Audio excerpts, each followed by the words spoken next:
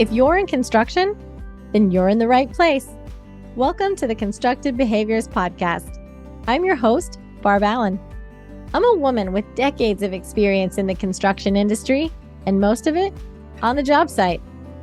I know how rewarding this industry can be. But like you, I also know that we could improve. Let's work together to make changes from the inside out.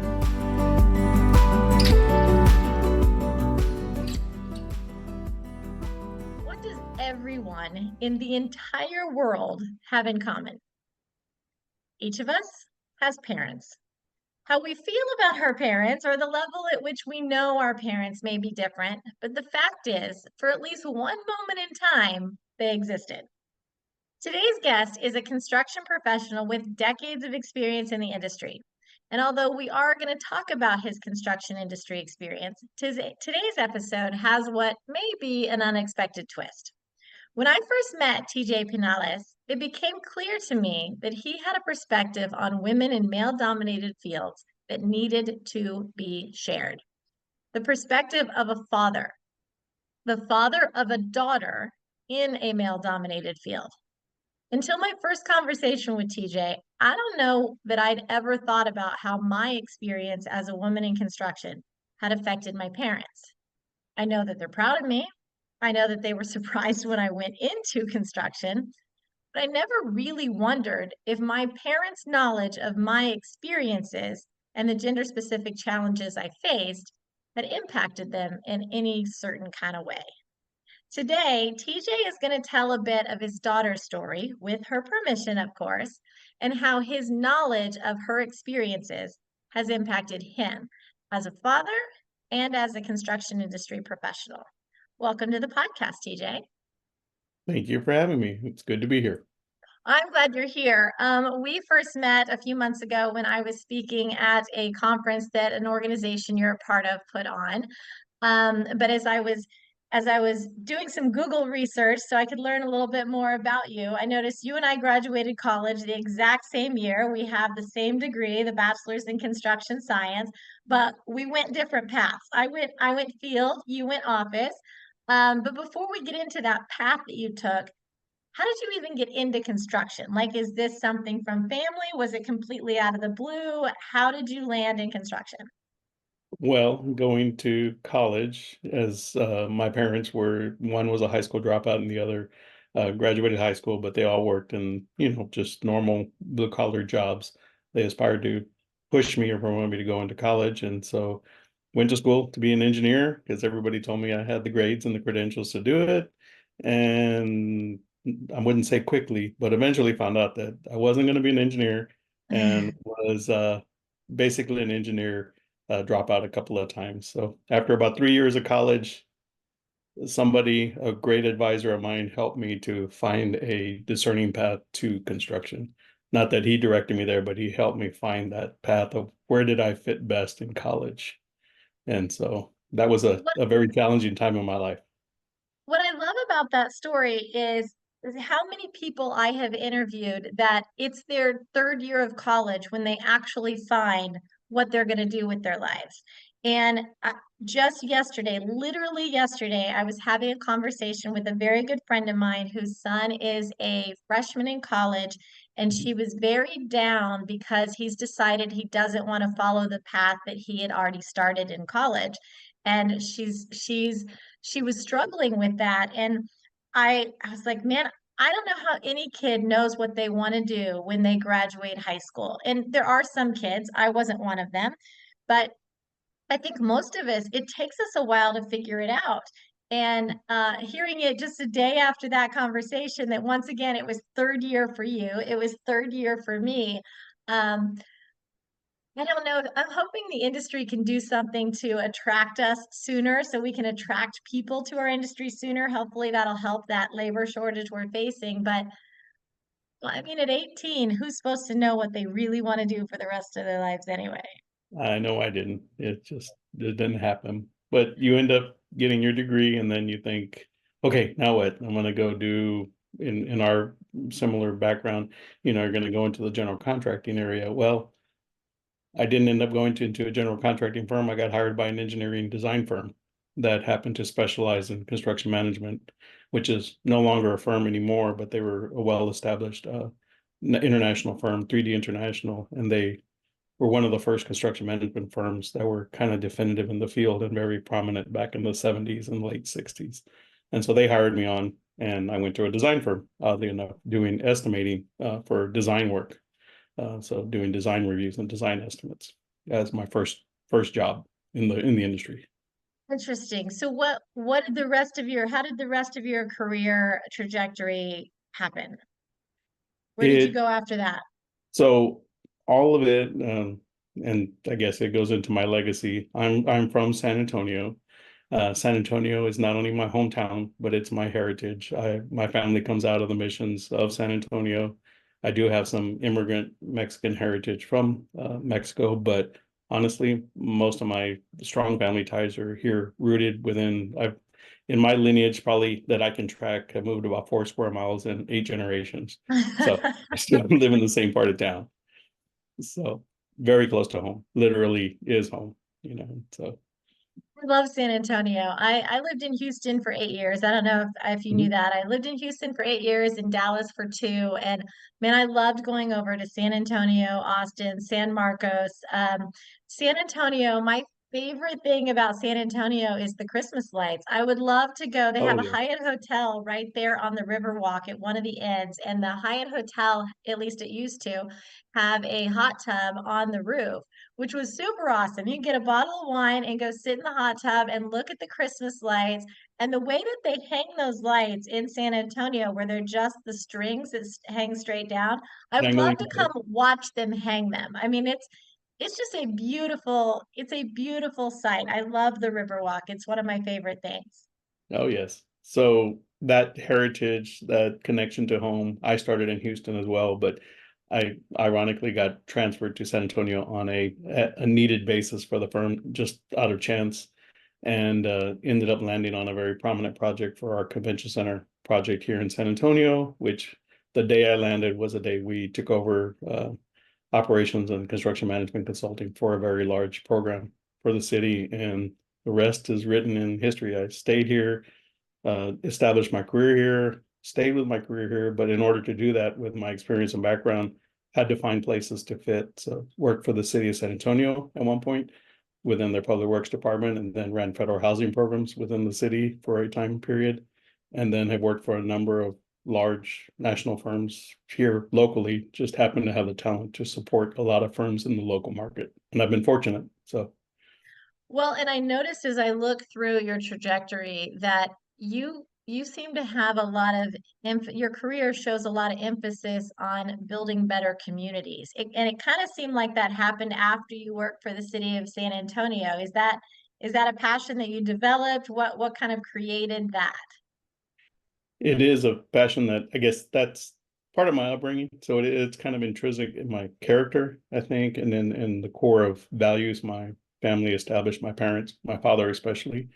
And having worked at the city, got to work directly with families to do what we do for as professionals, building houses, renovating houses, helping people. But these were people in need. Most of my clients were 60 plus. On the average, they were in their 70s when they were getting assistance.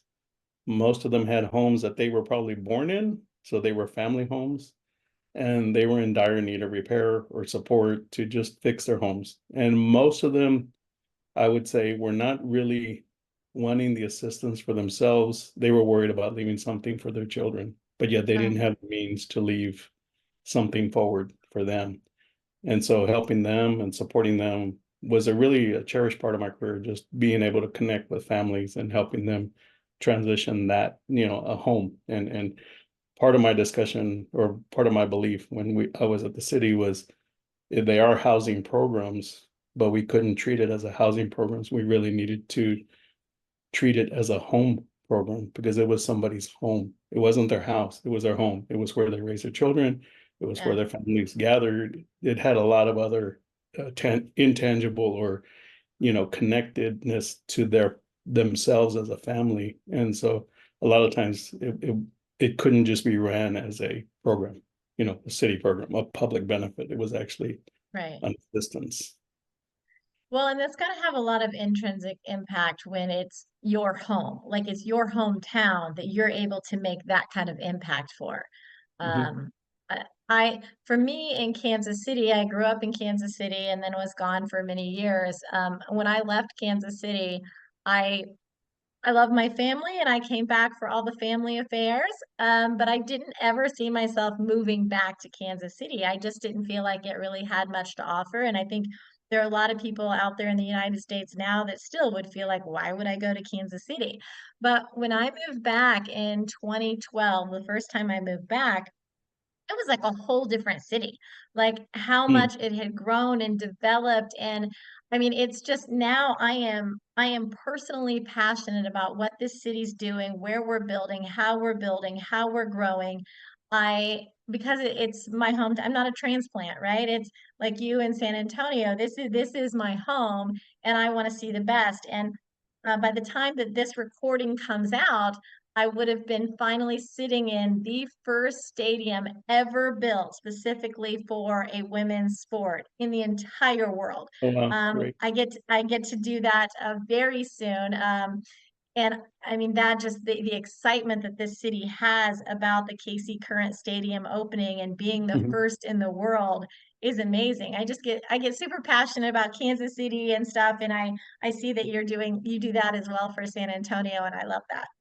Yes, of course. So let's talk about iLinkUp. So Mhm. iLinkUp is the organization that put on the Invest in Women Forum, which is where we met. Right. I spoke at that forum in San Marcos back in early February. Mhm. So tell us a little about iLinkUp and what that organization does. I know you're the vice president for the San Antonio chapter, right? Correct. Yeah. So iLinkUp is a established um, business networking organization that's focused on capital projects and the capital project delivery of all the firms and support entities that support that process, whether it be suppliers, vendors, at the manufacturer level, all the way to subcontractors, general contractors, design firms, brokers of insurances, bonding, anybody that touches the pipeline all the way up to the owners, which ultimately everybody wants to meet because everybody wants to work for the owner. That's who has the Right. monies and has the projects. Yeah. So we try to connect the dots upward through that chain and kind of stack that so that people have a little bit of visibility across the industry for support as well as to the client projects and what's going on in the local market or even nationally if there's something that's relevant to the local market.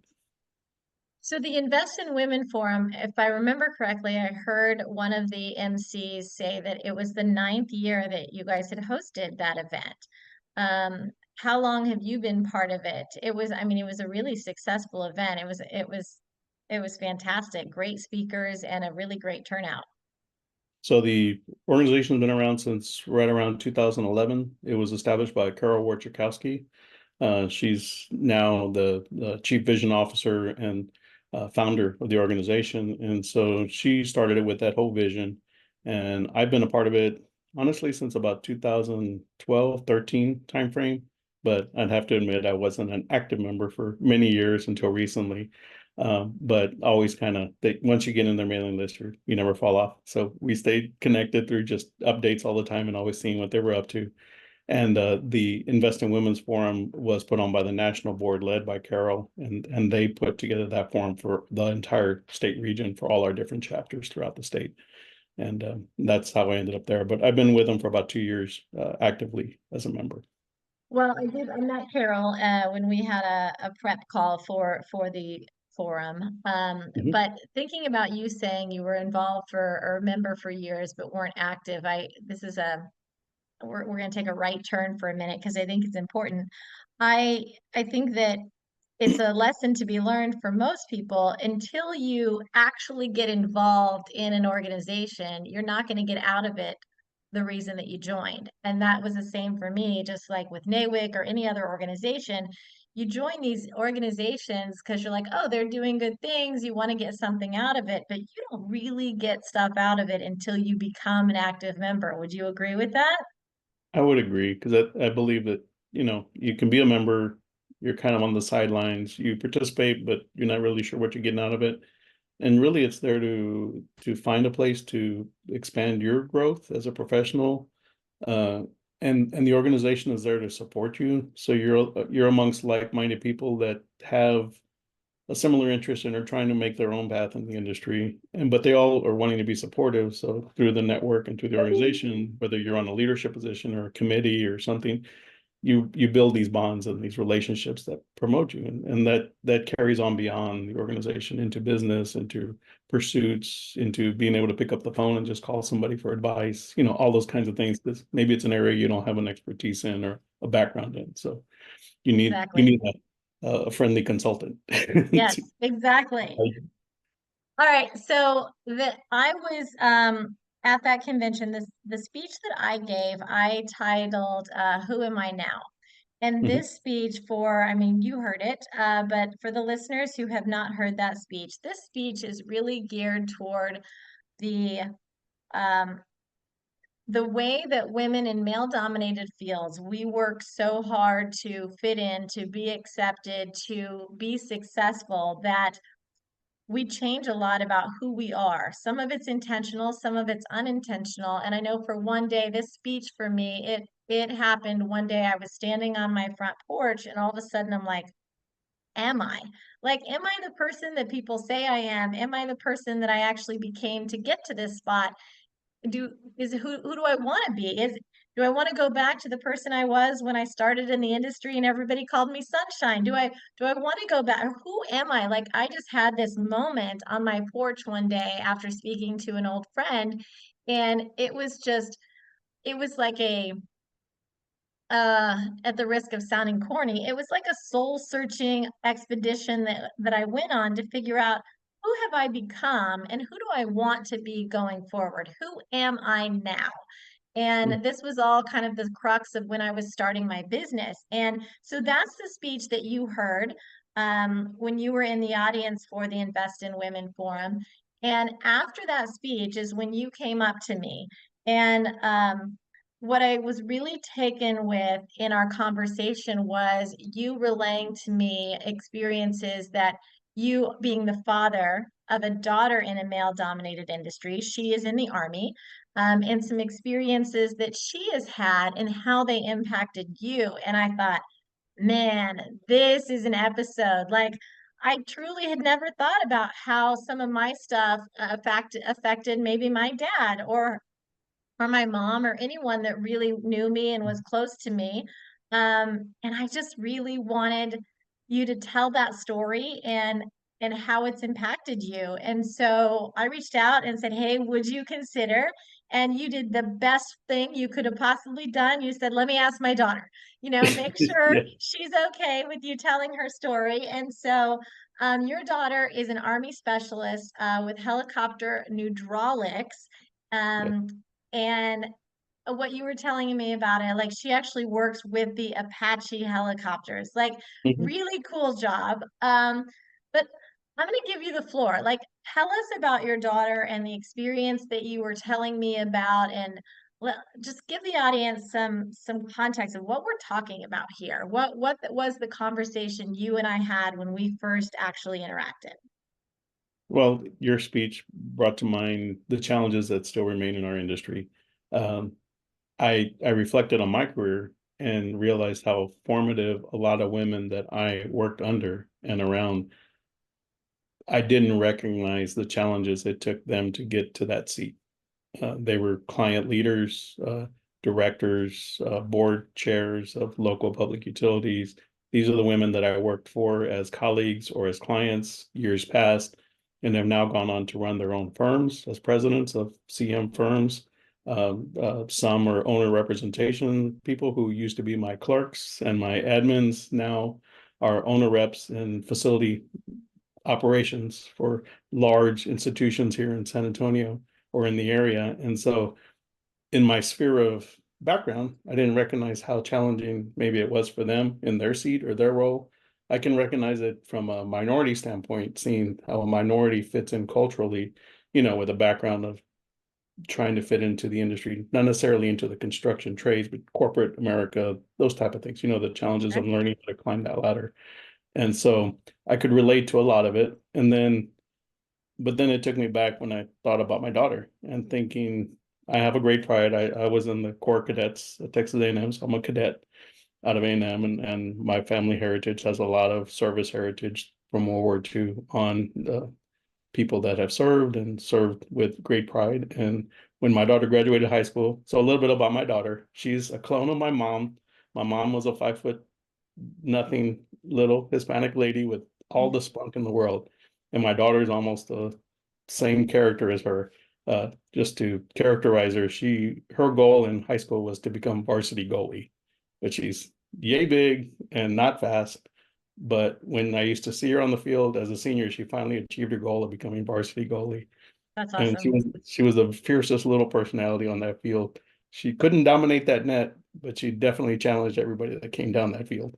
And they knew they had to get past her to get to that net. So I love so it. she has a great personality. And she told me in high school she wanted to go into the military. And I was like, great, what a great honor. She wanted to honor her grandfather who had served in the Marine Corps, and she wanted to go into the Marine Corps. I had worked with fellow colleagues that had been in the military, and they advised me, well, first figure out what she wants to do in the military, figure out which branch gives her an opportunity, and then have her pick that path.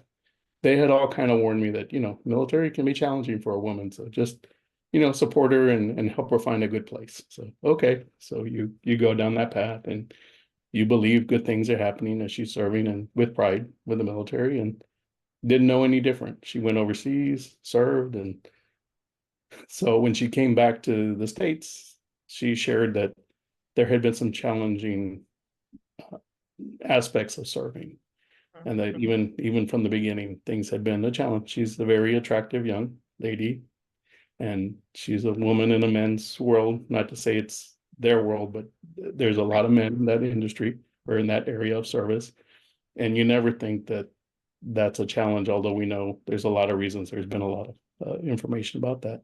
Right. And so she told me, I've had my own challenges and I've had to speak up for myself, and to the point where she had to physically challenge somebody. And when I say physically challenge, they have an opportunity to air out grievances, a stand down day where there's no rank, no title, they get to blow off steam. And so she felt it was time to challenge a young man that just didn't understand that she was a woman, independent, and had no interest in more than a working relationship. So challenged him to a physical, what do you call it, confrontation in a sandpit, and was able to whatever overcome him and make her point. To the Awesome. point where leadership realized there was probably more behind this challenge than just working frustrations and other things. So she Okay. she got counseled and asked what's the deal, and she said, well, the deal is I'm here to serve my country. I have pride in what I do, and I've had enough.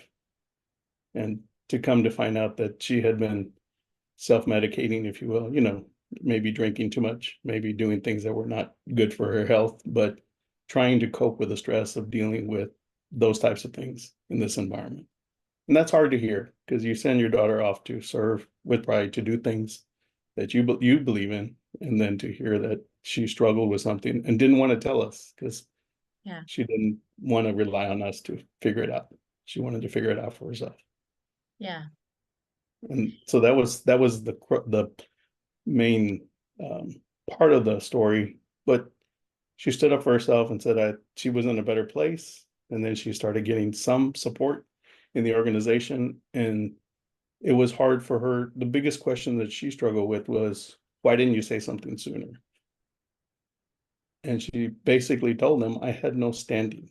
She goes, I came here with an objective to be a service member, to serve my country, and to do my job.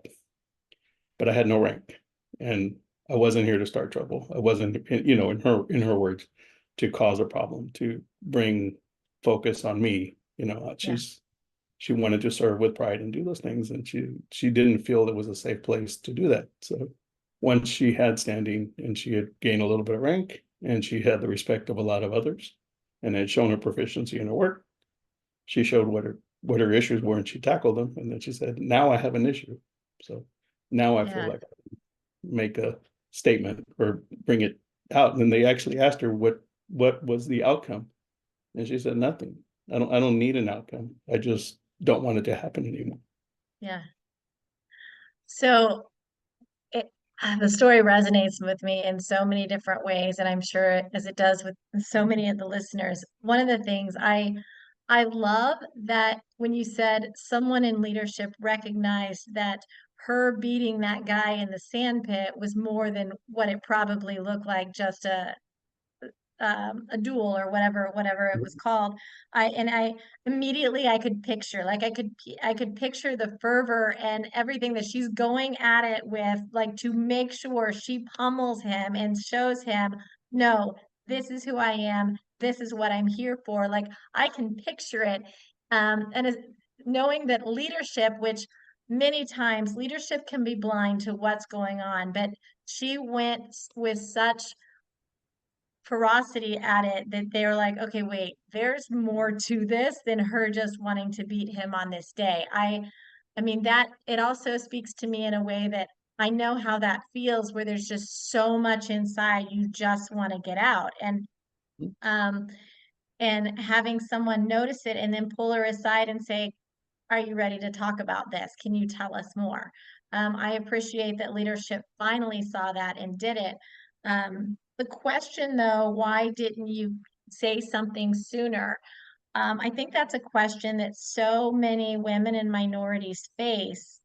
We get that question. That people don't understand why we don't bring it up sooner. And what's really hard for me is when someone who looks like me asks me that question, because then I feel even more judged. You know, if a man asks me that, why didn't you say something sooner? I'm like, okay, he doesn't really get it, right? Mhm. But when another woman says that to me, it just feels so judgmental. And the one thing I want everyone to hear me say is we all have to do it in our own time. We all know how each of us individually know that, okay, these are the potential repercussions if I say it now, or do I need more authority? Do I need more rank? Do I need more people on my side?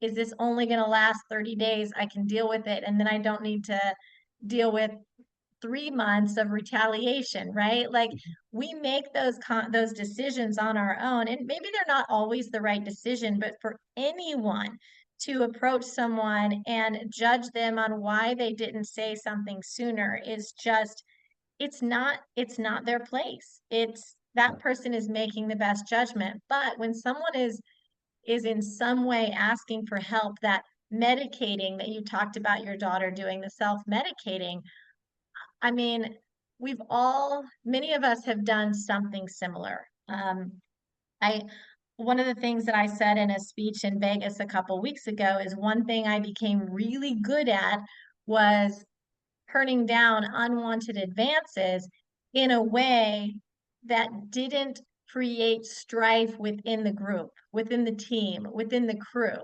Because as soon as you turn a guy down in a way that hurts his ego, all of a sudden you've created this tension in the team, and it somehow felt like my responsibility to turn him down in a way that it kept the peace. And I can just imagine having this conversation with your daughter. There's so many things I'm sure we could share. But um, when you heard those stories, how does that, how did that impact you as a dad? It sets you back because you have certain, I guess, expectations or visions of, her life and how she's progressing in the military, and the external. I never stopped to think to ask her how she was doing. She just kind of stayed uh, quiet or apart for times, and sometimes she wouldn't communicate. I think less because she wasn't available, more because she just wasn't ready to talk about things and wanted to avoid, conversations or any impression that there was any issues. So that sets you back. But then in a different way, like I said, her character is very strong, like my mother. And there's a whole long story about that woman who raised me. But she has a strong character, and to see her take the next steps to work out of it and the way that she did, and having a measure of control, or I don't know if control is the right word, but just being comfortable to take the next steps on her own. And I know that's not the reality for every woman in a lot of different circumstances, not just military or construction or whatever. But I was very proud of her, and not to say you feel pride of how you raise her, because you never wanted a woman or my daughter to go through that thing. You never imagined that as a father. But to see that she was prepared to handle it, and to tell me and my wife that it's okay, Dad, I knew how to handle it because you helped me, you raised me, and I listened to the words and the guidance you gave me all these years, and I was able to handle it. And so a little bit of pride, unfortunately not pride in the circumstance, but pride in her conduct and how Right. she handled it moving forward. Well, I remember when we were standing there in the conference room and you were telling me the story, it was so clear how proud of her you were. You know, you could tell that you hurt internally, you hurt for her and what she went through, but you were so proud of the way that she handled it and came out on top, and how she ultimately changed the situation for herself. But it was it was I mean, that conversation is what wanted me made me want you to be on this podcast, because I think it's such a great story, and um she's very lucky to have parents like you guys. So next Thank question. you.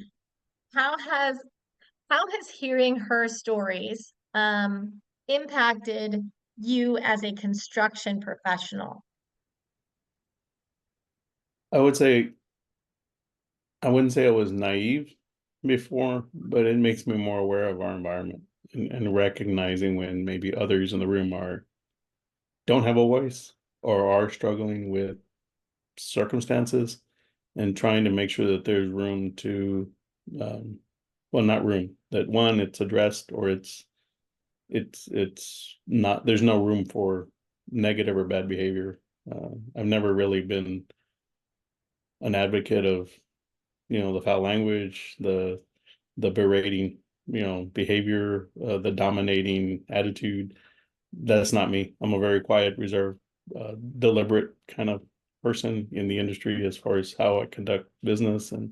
But it, I know what happens with others, and seeing the change in our industry in the last 3 decades has been good, because I will say it is a very toxic environment when you have that in the room and people are misbehaving in all kinds of different ways. And so we're not going to be truly a professional industry unless we conduct ourselves professionally. I'm not saying people don't get upset. I'm not saying we don't have our challenges. I'm not saying we don't have our battles, but there's a time and a place and a way of conducting yourself that is appropriate. And I think it's better for the industry. Yeah, I when you mentioned the naivety, I think a lot of people don't recognize that things are really going on in the background. But even when they do, like you're like, okay, she's gonna have struggles, right? There's gonna be struggles of any minority in a majority situation. Um, but it made me think, okay, so what if somebody listening has people that work for them and they would like to know what's really going on because they've just assumed everything's fine? And I think the first thing people would ask is, so is everything going okay? Are you having any struggles? Like that seems like the first question to ask, but I would say from my standpoint, my answer would typically be, yeah, it's fine. And a better question, if I was going to recommend a question to listeners, would be, can you can you just give me one example of something that you've actually faced as a gender specific challenge? Um, if somebody were to ask me that, I would feel obligated, but not in a bad way, to at least give them an example. It would make me feel like they want to understand what I'm even or have faced. And I could give them an example that maybe not wasn't even going on right now, but would help um erase some of the naivety that is around what we're facing. Do you have any examples, TJ, of what or things you would recommend to help a manager better recognize when something might be happening, or ways to ask? I'm putting you on the spot with that Yeah, one. you are.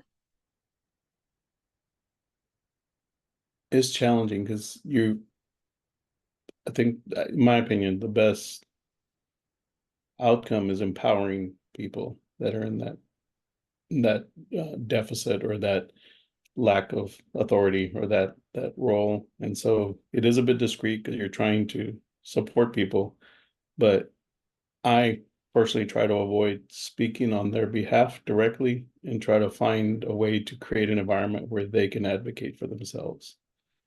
And I guess there's a creativity around that, but that's the objective for me because I can't resolve everybody's woes personally, even if I were in a position of authority. But I do have to be aware of it and make it a priority in my abilities to create that opportunity. And maybe that resonates for a lot of people, but I know that's not the case for all. And it's just something I hope would be the best outcome. I'm sure there's other ways to have more direct intervention and probably have more professional, support and maybe organizational support sometimes if it's systemic or intrinsic in the culture of the organization or the project or something. But I think if it can be handled on a one-to-one basis and empower somebody, I think that's hopefully would be the best outcome that they could overcome it. Yeah, I like that you said create an environment where they can speak for themselves. I think that's creating that safe zone. And I think when you've created it when someone finally tells you something they haven't told you before. Mhm, That and if nobody's telling you, then you're somehow, no matter how safe you think it still doesn't feel safe enough for that other person. mhm, And I just love the idea of creating that safe space, that environment for them to be able to be more open about their thoughts. And mhm. feel like that somebody's not going to leave and go, I'm going to go take care of this, right? Like sometimes we just want to get it off our chest. We're not looking for somebody to go do something. We want you to know this is happening, and but I don't want you to do anything at this point. I just wanted you to know, and if I do need some help, I will reach out to you, right? And respect that request. And I So think it comes a lot from some very great mentors that I had in the industry. When I came into the industry, most of my work colleagues, because I went into a more mature industry for professionals in construction management, but most of those professionals were 20, 30, 40 years deep in their careers. So they'd seen a lot. They'd been around many decades and they had a lot of, I would say, not just experience, but wisdom. And they were looking to pay it back at that point in their career. And they gave me that same platform as a minority in the industry. And they tended to put me in some very, how would you say, not putting you on the spot, but they would put you in situations where they would ask you leading questions to help you promote yourself and advocate for yourself. And so they would take the time to ask those questions that you just couldn't say yes or no to. They would ask you, yes. what's your opinion? What do you think here, TJ? And I'm a year or two out of college, and I'm like, I think I'm not qualified enough to answer this question. But you're in a room full of other professionals who have hundreds of years of experience around you, and everybody's looking at you, and this leader is saying, what do you think? I love that you had that so early in your career. That's game changing, and that's it's sponsorship, right? It's making sure that your voice is actually heard. It's not just telling you how to speak up in a room. It's giving you the floor to do so. It's pushing you onto the platform to Yeah. use your voice. I love that you got that so early in your career. That's fantastic. Okay, so I'm going to wrap up with my favorite last question. Okay. Uh, what is one constructive behavior that people in our industry can do to better themselves or the industry that you would recommend? Something that served me well throughout my career and has given me opportunity to do work not only with other firms but on my own is I was taught, and my focus has always been looking at the project as an objective, its success, and trying to remove egos, trying to remove the emotion, trying to get to the tangible decision making that needs to be made at the table. And sometimes it's hard because, as you know, emotions run, and some people have certain personalities. And I've sat in more meetings where people are talking past each other than actually talking about the issue. And then we get to no decision point, and then we're ready to leave the meeting. And then I ask the dumb question in the room that keeps everybody there for like 30 more minutes. And everybody's looking at me like, well, we were done with this meeting. I was like, yeah, we're done with the meeting, but I have no course of action. I need tangible direction. Yes. Because everybody got their say, everybody got their position on the table, everybody postured and this and that, and grandstanded, but yet we achieved no movement forward. And that's the hardest thing, is like, well, what was the point of all of this if we have no movement forward? Yeah. And bringing everybody back to the objective of how do we get this project to the end? And I guess that's a result of having been on a project, my very first project, that was highly toxic, highly contentious, politically challenged, just anything and everything you could have thrown at it for a bad project. It was a bad project, but we got to the end. And so it established a lot in just how I learned to manage crisis situations and situations like that. So everything else seems easy. The field seems a lot slower because everything else in context is a lot slower from that initial environment. Yeah. You learn to lead one of two ways: by watching leadership that works well and deciding you want to do it, or by seeing a dumpster fire and realizing I don't want it to go that way. So you go the opposite way. Right. And so many times those dumpster fires are because people are focused on people, or they're focused on themselves instead of focusing on what is our goal. Together we are meant to achieve this, not you, not I. It's together. Yes. Yeah. No owner, no contractor, no design firm can do it by themselves. We need No, we need trades. Ultimately we need the tradesmen to finish the job.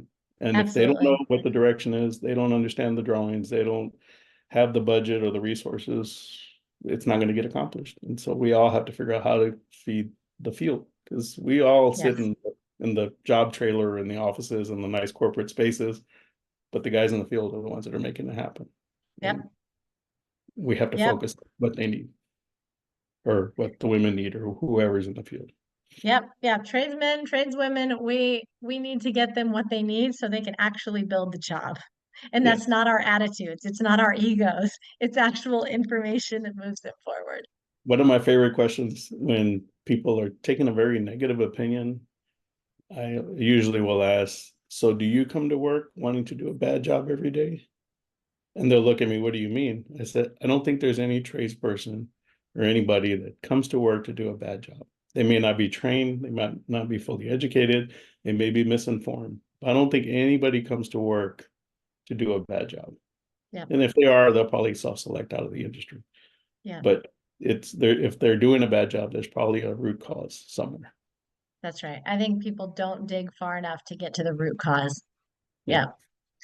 Great part to leave us with. Thank you so much for telling the story today. Thank you to your daughter for allowing the story to be told. What I remember you saying is when you asked her, well, I'll let you tell her. When you asked her, what were her thoughts on you telling her story today?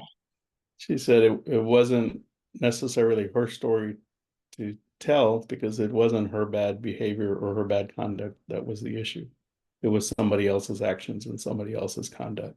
So she goes, it's not embarrassing for me because I wasn't the one that caused it. She doesn't hold that as something she committed or that she caused. And so she said, it's fine. Please tell it, because it's not my story. It's actually somebody else's story that just happened to me. I love that. And people are going to learn from it. So thank you for sharing it today. It was a pleasure having you on the podcast. Well, thank you, Barb. I really appreciate it, and I enjoyed my time.